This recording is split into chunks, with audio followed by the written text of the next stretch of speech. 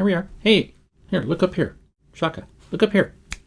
Shaka, look up here. Hey, everybody. Steve Miller, better known as Kelly's dad and marketing gunslinger. Got my buddy here, little Shaka. You love to do this. You're having so much fun. He's having such a good time. You can tell by the big smile on his face that he's really enjoying this. Who let the dogs out? Who let the dogs out? Who let the dogs out? Who let the dogs out? Anyway, welcome to another weekly video on my uncopyable ramblings. And today I don't think it's going to be a very long video because I was in Detroit last week, and he looks so excited. I was in Detroit last week working with the National Truck Equipment Association, and we got into a discussion about buyers, customers that we're looking for, I should say, prospects, leads, people that would become customers. And of course, trade associations have customers too. They call them members, or they call them attendees, or sponsors, or something like that. They're customers, and we all have customers. But something that came up in the discussion was something that I've a discussion I've had with many of my clients, both corporate and trade association clients. And that is the definition of a buyer. And in reality, whenever you are selling something to a company, in particular in the B2B world, you're actually trying to sell to three different buyers. Can you say three? No, can't say three. Three different buyers. I think he wants to get down. So okay, I'll let you get down. All right, bud. Thanks a lot. That's Shaka. So anyways, I was saying like three different buyers, and what this is that when you are selling to a company, buyer number one would be the decision maker, the person who actually makes that decision. And you know what? Even if they tell you, oh, there's a committee or there's a group of people who are involved and stuff like that, in my experience, there's always one person that if that one person wants to say yes, everybody else goes along. So I always look for that one decision maker. Yes, that person is extremely important because that's the person who's going to make the decision to buy the product.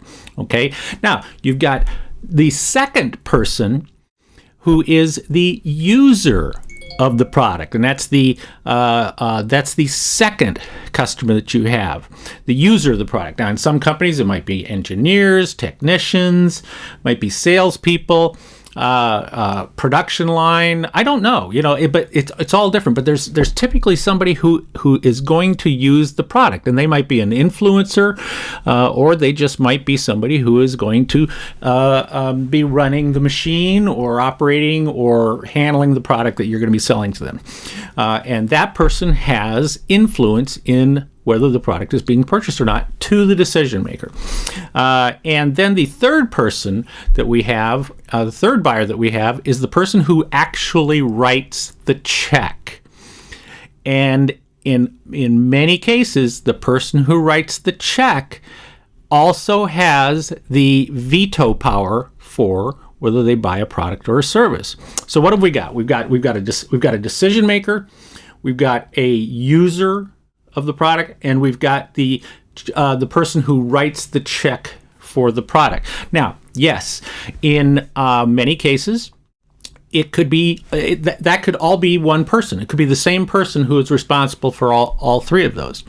But in many companies, it's two or three different people that are in the company. Now, here's the thing to remember: is that you have to sell each one of them.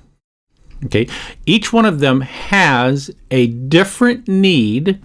They have a different set of criteria or qualifications for the type of product or service that you offer for them, and you have to satisfy all of them. Because I would be willing to bet, for many of you that are watching this, that you have lost sales in the past when you thought you had the sale. Whether you thought you had the sale because the user was completely convinced, the check writer was ready to go, but the decision maker said, I don't think so. I think we'll hold off on this. Or some other, something else happened, where the decision maker might have said, yes, we really want this. But the check writer said, no, you know what? We just don't have it in the budget now. So you see, if you don't convince all three of those buyer personas, then you can lose the sale. So you have three different buyers. You have the decision maker, you have the user, and you have the check writer. So that's the big tip for this week. That's my big uncopyable rambling video. Hope it was helpful. If it was, please share this. Please share it with your friends and family and, prison guards, whoever else is in your life. And I appreciate it very much. Please comment. Please like it. All that good stuff. And that's it. So this is Steve Miller, better known as Kelly's dad, and Shaka's big guy back there.